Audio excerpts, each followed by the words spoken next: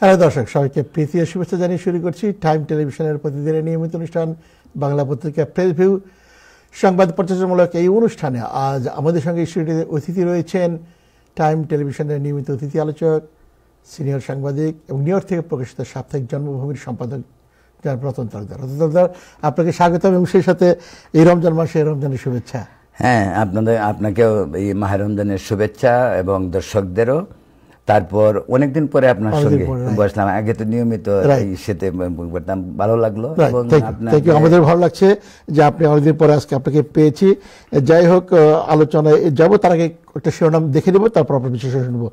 ইত্তেফাক বলছে 20 আসামির ফাঁসি বহাল, অপরাধের ভয়াবহতা বিবেচনায় নমনীয় দৃষ্টিভঙ্গি নয় বলছে হাইকোর্ট। বাংলাদেশ চীন সম্পর্ক নতুন উচ্চতায় নিতে চায় সরকার। 26 মার্চ চীন সফরে যাচ্ছেন প্রধান উপদেষ্টা। আর এই খবর বলছে 7 কলেজ নিয়ে নতুন বিশ্ববিদ্যালয়, ঢাকা সেন্ট্রাল ইউনিভার্সিটি। আন্তর্জাতিক মানের নির্বাচনে সহায়তা করতে চায় ইইউ। বিএনপি ক্ষমতায় গেলে অতিথিদের সব হত্যার বিচার হবে বলছেন তারেক রহমান। বাংলাদেশ প্রতিদিন শিরোনাম করেছে নির্বাচনী সংলাপ আগস্ট সেপ্টেম্বরে। সহযোগিতার বার্তা দিয়ে ঢাকা ছাড়লেন জাতিসংঘ মহাসচিব। ঢাকা বেজিং বাড়বে বোঝাপড়া। কালের কণ্ঠ শিরোনাম করেছে চালে অস্বস্তি, অন্য পণ্যে স্বস্তি। এটা বাজারজাতি নিয়ে বিশেষ রিপোর্ট। নির্বাচন কবে নিশ্চয়তা দিচ্ছে না সরকার। আর খবর বলছে নারীর প্রতি সহিংসতা বন্ধে ডক্টর ইউনূসের দর্শন বাস্তবায়ন দরকার। প্রথম আলোকে জাতির কাছে ক্ষমা চাইতে হবে, নইলে মামলা। সংবাদ সম্মেলনে বলছেন নিহত কাউন্সিলর একরামের স্ত্রী। আমরা জানি সেই র্যাবের ক্রসফায়ারে নিহত কাউন্সিলর তার একরাম তার স্ত্রীর এই আবেদন জানিয়েছেন। এ নিয়ে সময় থাকলে অন্যান্য পত্রিকার শিরোনাম দেখব। আলোচনায় যেতে চাই সঙ্গত কারণেই জাতিসংঘের যে মহাসচিব বাংলাদেশ সফর করেছেন এবং তিনি ঢাকা ছেড়েছেন সহযোগিতার বার্তা দিয়ে এবং কক্সবাজার পরিদর্শন করেছেন। সেখানে 1 লাখ রোহিঙ্গার সঙ্গে ইফতার করেছেন। সেখানে ডক্টর ইউনূস ছিলেন এবং সরকারের ঊর্ধ্বতন মহল ডক্টর ইউনূস সহ বিভিন্ন পর্যায়ে কথা বলেছেন এবং যে সহযোগিতা প্রতিশ্রুতি দিয়েছেন নির্বাচন সহ অন্যান্য প্রসঙ্গে। কিভাবে দেখছেন জাতিসংঘের? প্রথমত যেটা বলতে যাই সেটা হলো যে আপনার প্রশ্নটা উত্তর অনেক বড় হইতে পারে, কিন্তু বড় দরকার নেই। আমি সংক্ষেপে যেটুকু মনে করি যে আমি ব্যক্তিগতভাবে আমার খুব একটা আস্থা ইউনাইটেড নেশনের প্রতি নেই। ইউনাইটেড নেশন যে খুব একটা কাজ সারা ওয়ার্ল্ড ওয়াইড যদি আপনি দেখেন, যে সেই ইরাক যুদ্ধ থেকে শুরু করে লিবিয়ার কর্নেল গাদ্দাফিকে মারা, সেই ইউক্রেন যুদ্ধ, সেই গাজায় এই নির্মমতা, আফগানিস্তান, এরপরে আপনি আসেন ইয়েমেন, তো খুব একটা ভূমিকা নেই। এরপরে আপনি সেন্ট্রাল আফ্রিকাতেও আসেন, যেখানে চাদ, রুয়ান্ডা, ওই যে এই সমস্ত দেশগুলো, বুরুন্ডি, এই সমস্ত দেশে যে গণহত্যা হচ্ছে, খুব একটা ভূমিকা নেই। আমি জানি না মানে আজকে জাতিসংঘের মহাসচিবের সেই সফর কতটুকু সুফল আনবে, আমাদের উপর থেকে শরণার্থীর বোঝা কতটুকু দ্রুত সরবে, সেটা যথেষ্ট সন্দেহের কারণ আছে। আমি মনে করি এগুলি একটি আন্তর্জাতিক ইস্যু এবং আন্তর্জাতিক, এবং সে যে ইউনাইটেড নেশন থেকে গিয়েছেন তা আমি বিশ্বাস করি না। আমার কাছে মনে হয় যে আরও ইউনাইটেড নেশনকে যারা নিয়ন্ত্রিত করে তাদের নির্দেশে দেশের সার্বিক পরিস্থিতিটা দেখতে তিনি গিয়েছেন। এবং ইউনূস সরকারও চাচ্ছে যে, যেহেতু সরকার এই 7 মাসের মাথায় অনেক সমালোচিত, সরকারও চাচ্ছে যে একটু হাই লেভেল কিছু লোকজনকে এনে সরকারের গুরুত্বটা বাড়ানো যায় কিনা, সেটাও একটা বিষয় আপনি ধরে নিতে পারেন। তবে আমার সীমান্ত ঘটনা, মায়ানমার, রোহিঙ্গা সমস্যা নিয়ে এই সমস্যার সমাধানের একমাত্র পথ, আমি আপনাদের এখানে আগে বহুবার বলছি, আবার বলি, চীন ভারত এই 2 দেশ যেদিন সদিচ্ছা পোষণ করে মিয়ানমারের সঙ্গে বসবে, সেই দিনেই কেবল এই সমস্যার সমাধান হবে। অন্যথায় জাতিসংঘ, আমেরিকা মিয়ানমার নিয়ে খুব একটা ভেবে আমাদের খুবই উপকার হবে, আমি তা মনে করি। জাতিসংঘের কাজটা কি তাহলে? জাতিসংঘের কাজ আমি মনে করি সিম্পলি একটা টি স্টল। আন্তর্জাতিক সম্প্রদায় এখানে আসে, বসে আড্ডা মারে, অবকাশ যাপন করে। আমাদের শেখ হাসিনা প্রধানমন্ত্রী 16 বছর অবকাশ যাপন করছেন।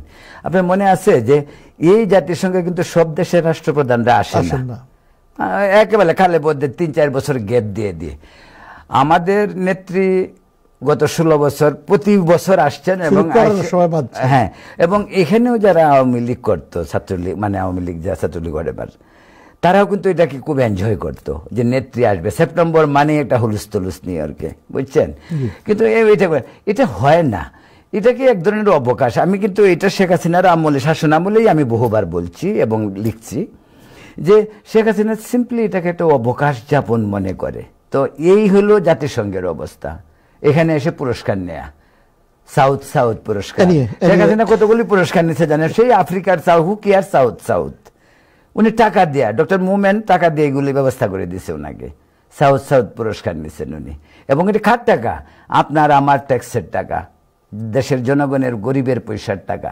তো এই এবং ঢাকা শহরে কি করা হয়েছে, আমি নিজে গেছি, শেখ হাসিনা এখান থেকে ব্যাক করার পরে 1 মাস পরে বোধহয় আমি তো দেশে প্রতি বছর যাই, বলে গেলাম ঢাকা শহরে বিশাল পোস্টার, সাউথ সাউথ পুরস্কারে পেলেন আমাদের প্রধানমন্ত্রী। আমার মনে হয়তো এখানে তো বোধহয় $কয়েক মিলিয়ন পোস্টারই ছাপিয়ে সারা ঢাকা শহরকে মানে চাদরের মতো মুড়িয়ে দেওয়া হয়েছিল। এই হলো পলিটিক্স। যাই হোক, আপনার বিশ্লেষণ আমরা শুনলাম, আমাদের দর্শক শ্রোতা কিভাবে নেবেন আমি জানি না, বাট এইসব বিষয়ে আরো অনেক কথা বলা যেতে পারে, বাট সময় আমাদের কম। যেহেতু আপনি ভারত বেজিং এর কথা আনলেন, সীমান্তের বিশেষ করে রোহিঙ্গা ইস্যু নিয়ে, ঢাকা বেজিং বাড়বে বোঝাপড়া বলছে বাংলাদেশ প্রতিদিন। আরেক খবর দেখলাম যে ইত্তেফাক বলছে বাংলাদেশ চীন সম্পর্ক নতুন উচ্চতায় নিতে চায় সরকার। 26শে মার্চ চীন যাচ্ছেন প্রধান উপদেষ্টা। আচ্ছা, আমাদের নেত্রকোনা, আমার বাড়ি নেত্রকোনা, আমাদের ময়মনসিংহে কিন্তু একটা কথা বলে যে গরিবের বউ সকলের বাবি। তা আমরা যেহেতু তুলনামূলক ভারত এবং চীনের চেয়ে গরিব, অনেক গরিব বলতে গেলে, তারা বৃহস্পতি, 4টে বৃহস্পতি যদি আজকের দুনিয়ায় ধরেন, America, Russia, China, Bharat. China চাবে বাংলা আমাদের উপর কর্তৃত্ব করতে, ভারত তার সেই দীর্ঘদিনের 54 বছরের যে কর্তৃত্ব সেটা চাইবে কেন? পদ্মা সেতু ভারত করতে পারে নাই, সেটা ভারতের বিশাল আক্ষেপ, সেটা কে করছে? চায়না করছে। এরকম অনেক প্রকল্প চায়না, ভারত আমাদের দেশে মূলত উন্নয়ন। যে শেখ হাসিনা, আমি শেখ হাসিনার সমালোচনা করি, সে ফ্যাসিস্ট, স্বৈরাচার ছিল, আমাদেরকে কথা বলতে দেয়নি, দেশে গণতন্ত্র ধ্বংস করেছে। কিন্তু একটা বিষয় কিন্তু আমি ছাড় দিব না, সেটা হলো উন্নয়ন দেশে হয়েছে। পদ্মা সেতু না হলে আপনি দক্ষিণে কিভাবে যেতেন? কর্ণফুলী টার্নালের প্রয়োজন ছিল কিনা আমি জানি না, হয়তো প্রয়োজন ছিল, কারণ এই প্রকল্প যদি তৈরি না হয় তো চুরি করবেন কোত্থেকে? প্রকল্প হলে পয়সা বাজেট হবে, বাজেট থেকে 50 কোটি টাকার বাজেট হলো, আপনি 40 কোটি খরচ করে আর 10 কোটি চুরি করলেন। যত বেশি প্রকল্প তত বেশি চুরি। শেখ হাসিনার আমলে উন্নয়নের সাথে সাথে যেমন চুরি যেমন একটা বিশালভাবে বাড়ছে, উন্নয়নও হয়েছে দেশে। আপনার ইসে হয়েছে ঢাকাতে, এখন কালকেই নিউজ দেখলাম যে নতুন যে রুটটা হয়েছে আশুলিয়া যে ইয়েটা, সেটা ওইখান থেকে ইসেতে আসতে পারবে মাত্র আধা ঘন্টায়। তো আর ওইখানে আর আগে কি হতো যে নিচে ট্রাফিকের জন্য 2 ঘন্টা বসে রইলেন। উন্নয়ন হয়েছে, কিন্তু উন্নয়ন যে গতিতে উন্নয়ন হয়েছে সেই গতিতে চুরিটাও অত্যন্ত বাড়ছে। সেটাই বললাম, একটা এক্সাম্পল বললাম যে আপনি 500 কর্ণফুলী টানেল হয়তো $1 বিলিয়ন বাজেট ছিল, আপনি ওই এখানে $800 মিলিয়ন দিয়ে কাজ করলেন আর $200 মিলিয়ন পকেটে বললেন।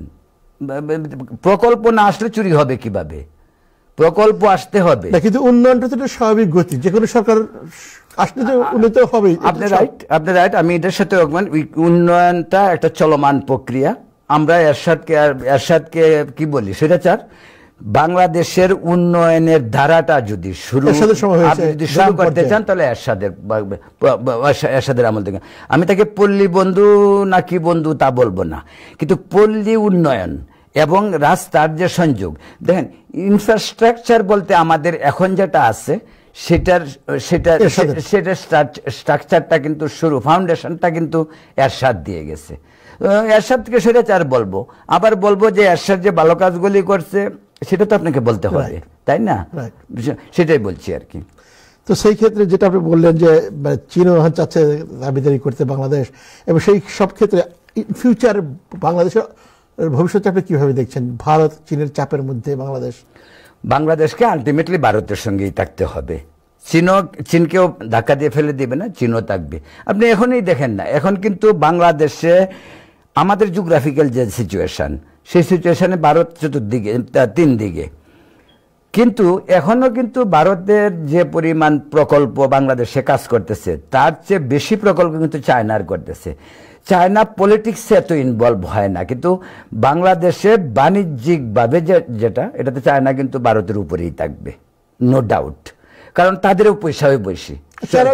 বাংলাদেশ না, আমেরিকা সহ পৃথিবীর আরো অনেক দেশে কিন্তু পলিটিক্যাল যে পোলারাইজেশন যেটা সেইখানে ভারত উপরে থাকবে। কারণটা হলো কি, চায়নাও এখানে খুব বেশি নাক গলাতে আসবে না। চায়না চাবে শুধু তার ইনভেস্টমেন্ট হচ্ছে, তার কর্মচারীরা নিরাপদে আছে। পাকিস্তানে কিন্তু তার কর্মচারী নিরাপদ না, সেখানে কিন্তু পাকিস্তানে কিন্তু কদিন পর পরে চাইনিজদেরকে মেরে ফেলে। আমাদের দেশে তাদের নিরাপদ থাকবে, সে বিজনেস করবে। বাংলাদেশকে পুরাপুরিভাবে বিজনেসের জাল নেটওয়ার্কে সে মানে জালের মতো বিস্তার করবে, এটা হলো চায়না। আর ইন্ডিয়া হলো বিজনেসও করব, আবার পলিটিক্সটাও করব। কে প্রধানমন্ত্রী হবে সেটাও আমি নির্ধারণ করব, সে কতদিন থাকবে এটাও আমি নির্ধারণ করব। আবার শেখ হাসিনার মতো কেউ পালিয়ে চলে গেলে পরবর্তীতে কি করতো সেটাও আমি আমার মতো করে করব। তো এইটা হলো ভারতের মানসিকতা, বিজনেস কাম আপনার মানে রাজনীতি দুটোকেই কন্ট্রোল করবো, কিন্তু চীনের এইটা না। তবে এইটা সত্য কথা, ভূ রাজনৈতিক যদি আপনি পর্যালোচনা করেন, বিশেষ করে সাউথ ইস্ট এশিয়া, বাংলাদেশকে এখন কাউন্ট করতে হয়। এটা হলো আমাদের সবচেয়ে বড় পাওনা। আপনি গার্মেন্টস বলেন, আপনি সমুদ্রপথ বলেন, লেবার বলেন, লেবার তো ধরেন এর চেয়ে সস্তা লেবার তো পৃথিবীতে আর কোথাও নেই। বাংলাদেশ, ভিয়েতনাম, লাওস, কম্বোডিয়া, এই সাউথ ইস্ট এশিয়ার এই দেশগুলিতে যে পরিমাণ মানে লেবার, চিপ লেবার, এই পরিমাণ চিপ লেবার পাকিস্তানেও নাই। পাকিস্তান তো আমাদের চেয়ে ভিখারি নাই, কিন্তু কোনো গার্মেন্টস পাকিস্তানে এত নাই কেন? গার্মেন্টস কেন আমাদের দেশে বেশি? কারণ পাকিস্তানে যে লোকজন আছে, পাকিস্তানের লোকজন আমাদের চেয়ে বেশি, কিন্তু ওখানে লেবারটা এত চিপ না। চিপ না কেন? অধিকাংশ লোক কাজ করতে চায় না, অধিকাংশ লোকই কাজ করে না। দেশটা সবসময় একটা উশৃঙ্খল সিচুয়েশনের মধ্যে থাকে। আমাদের দেশে কিন্তু তা না, আমরা কিন্তু অনেক বেশি স্থিতিশীল। আমরা শেখ হাসিনাকে উৎখাত করি, আমরা এরশাদকে উৎখাত করি, তারপরেও কিন্তু আমাদের চলমান অর্থনীতি সবসময় চলমান থাকে, আমাদের সমাজ কিন্তু চলতে থাকে। দেখেন, একটা বিষয় খুব সিরিয়াস, এটা আমি শেখ হাসিনাকেই দায়ী করব। আমাদের দেশে 54 বছরে অনেক আন্দোলন হয়েছে, অনেক কিছু, কিন্তু যুব সমাজ কিন্তু এত নষ্ট হয় নাই। যুব সমাজের যে অবক্ষয়, ছাত্র রাজনীতির যে অবক্ষয়, এটা কিন্তু খালেদা জিয়ার থেকে শুরু। খালেদা জিয়া ওইটা শুরুটা মাত্র করছিল, তারপরে ক্ষমতা চলে গেছে। তারপরে আসেন আওয়ামী লীগ। আওয়ামী লীগ এটাকে একদম চূড়ান্ত ফাইনাল প্যারা একটা রাজনীতিতে আওয়ামী লীগ সেটা মেরে দিচ্ছে। যেমন ছাত্রলীগ, আপনাকে আমি নিজে বলি, আমি ক্লাস 9 থেকে ছাত্র রাজনীতি করি, ছাত্র ইউনিয়ন করি। আমরা যখন ঢাকাতেও আমরা কোথাও খাইতে গেলে বাবা পয়সা দিচ্ছে যেটা এটাতে চলছে, না হয় বাকি খাইয়া এসে পড়ছি, বড় জোর এইটুক করছি, বড় জোর বাকি খাইয়া পয়সা দেয় নেই। কিন্তু এই যে নেতা হয়ে যে আমি অমুক হলের এটা, আমি অমুক হলের সে, আমি ইউনিয়নের প্রেসিডেন্ট, ছাত্রলীগের ছেলেরা কোটি কোটি টাকার মালিক, আমি কিন্তু ভাবতে পারি না। আমার ভীষণ তখন আমি ভীষণ আবেগপ্রবণ হই যে আমাদের এই পরিমাণ অবক্ষয় আমাদের ছাত্র সমাজে। তারা পড়াশোনা করবে থেকে, আপনার পকেটে যদি শুধু টাকা গুঁজে দেওয়া হয়, আপনি পড়তে যাবেন কেন? না পড়লেও তো হয়।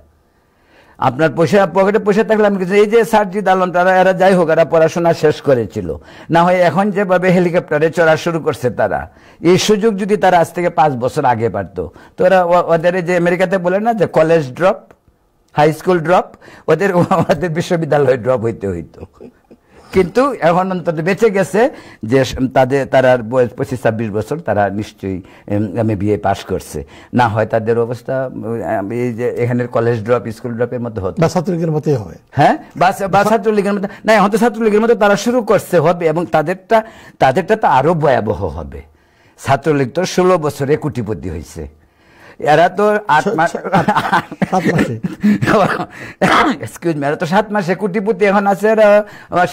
আমি জানি না, কারণ এখনো সেরকম কোন দৃষ্টান্ত আমার সামনে নাই, বাট আমি বাট আলোচনা আসছে, তারা এত দামি দামি গাড়ি চালায় কেন? এবং মাল্টিপল কাজ, যারা রিক্সা চালাইছে, মানে রিক্সায় চড়ছে বা সাইকেল চালাইছে, তারা এখন তো পাজারো গাড়ি 5 কোটি 6 কোটি টাকার গাড়ি চালায় কিভাবে? কোথেকে আলাদা গাড়ি চেঞ্জ হচ্ছে, হেলিকপ্টারে যাচ্ছে, টাকার কোনো অভাব নেই। Anyway, যে প্রসঙ্গটা আনলেন এই টাকার উৎস কি এটাও জানার দরকার।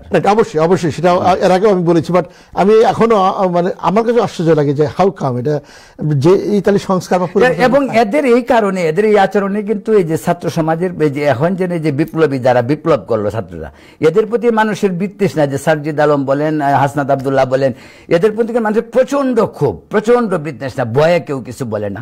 আমরা এখানে তাকে আমরা হয়তো বলতে পারি, একটা মাত্র কারণ হলো ওদের কথাবার্তা, ওদের চাল চলন মানুষ অ্যাকসেপ্ট করতে পারতেছে না। মানুষ মনে করে এরা এক ধরনের বাচলামি শুরু করছে, এই বাচলামিতে অ্যাকসেপ্টেবল না সাধারণ মানুষ। কিন্তু মানুষ কিছু বলে না, বলবে কেন? তো বললেই বললে পরে তারা আপনার ডিজিটাল নিরাপত্তা আইনে তাকে ধরে ফেলবে। আচ্ছা বলেন আমাকে, শেখ হাসিনা ডিজিটাল নিরাপত্তা আইন করছে, আমাদের সাংবাদিকদেরকে যে খুশি মতো শায়েস্তা করছে না, আর অনেককেই করতে পারে না, হয়তো দেশ থেকে পালাইছে। বাংলাদেশের সাংবাদিকরা কিছু বলতে পারে না। বিএনপির সময় যদি ভয়ের কথা না হয়, আওয়ামী লীগের সময় ভয়ের কথা না, ডক্টর ইউনূসের সময় যদি ভয়ের কথা, তাহলে পরিবর্তনটা হলো কি? না, কোনো পরিবর্তন হয়েছে? এই তো পরিবর্তন হয়েছে, আপনি অন হেলিকপ্টারে চড়তেছেন, পরিবর্তন হয় নাই কেন? আপনি সুন্দর ব্র্যান্ডের কাপড় চোপড় পরতেছেন। এই 7-8 মাস মূল্যায়ন করবেন কিভাবে ডক্টর ইউনূস সরকার? শুনেন, আলটিমেটলি ইউনূস সাহেবকে ইলেকশন দিতে হবে। উনি ইলেকশন দিতে চায় না, উনি ইলেকশন দিতে চায় 3 বছর পরে, 4 বছর পরে।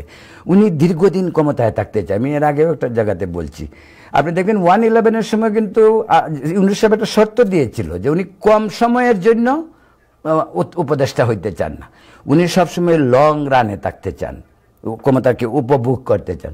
তো এখন এই যে ইলেকশন নিয়ে কালকে চলছে, ইলেকশন দিলে বিএনপি ক্ষমতায় আসবে। ইলেকশনটা দেওয়ার পরে যদি ইলেকশনটা মোটামুটি মানে ফেয়ার হয়, বিএনপি ক্ষমতায় আসবে। No any other question. হ্যাঁ, আর কোনো চয়েসই নাই, বিএনপি ক্ষমতায়। ওকে, সময় কথা বলবে, বাট যে নির্বাচন আমরা চাচ্ছি যে সুষ্ঠু, অবাধ, নিরপেক্ষ, সারা পৃথিবীর দাবি বাংলাদেশের মানুষের, সেটা কি সম্ভব? ওদের ইউনূস এবং এই ছাত্রদের দল দিয়ে সম্ভব না। ওরা শেখ হাসিনা 4 রকমের ইলেকশন করছে, ওরা আর একটা নতুন ইলেকশনের পদ্ধতি আমাদেরকে দেখাবে। শেখ হাসিনা দিনের ভোট রাতে করছে, দামি করছে, বিনা প্রতিনিধিত্ব দায় করছে। এদেরটা দেখবেন একটু আরেকটা তরিকা, বুঝছেন? বাস ডিফারেন্স এইটাই হবে, কারণ তাদেরকে ক্ষমতায় যেতে হবে। ক্ষমতায় নাকি তাদের ভিতরে ভয় ঢুকবে যে ক্ষমতায় যদি না যায়, পরবর্তীতে যারা আসবে আমাদেরকে মেরে ফেলবে, না হয় আমাদেরকে, আমরা ভারত বিরোধিতা করি, এরপরে আমাদের ভারতে গিয়ে ঘুষতে হবে, নাহলে বাঁচবো না। Thank you. আমরা একদম সময় শেষ পর্যায়ে, বিকাশ একটু পরে ইফতার শুরু হবে এবং সময় থাকলে আরো আলোচনা করতে পারতাম, বাট আমরা অপেক্ষায় থাকলাম, দেখি আপনার বিশ্লেষণ এবং আগামী ভবিষ্যৎ কোন দিকে যায়, এবং সেই প্রত্যাশাই আজকের মতো ফেসবুক শেষ করবো। আপনাকে অনেক অনেক ধন্যবাদ। অনেক ধন্যবাদ। পরবর্তী অনুষ্ঠানে আপনাকে পাবো। অনেক ধন্যবাদ সালাউদ্দিন, এবং দর্শকদেরকে ধন্যবাদ এবং হ্যাপি রামাদান। আপনারা সকলে ভালো থাকুন, সুস্থ থাকুন। আগামী ঈদ মুবারক। আপনাকেও ঈদ মুবারক, আপনাকেও শুভেচ্ছা। ভালো থাকবেন দর্শক। আজ এ পর্যন্তই। আগামী অনুষ্ঠান দেখার আমন্ত্রণ জানিয়ে বিদায় নিচ্ছি। ভালো থাকুন, সুস্থ থাকুন, টাইম টেলিভিশনের সাথেই থাকুন। আল্লাহ হাফেজ।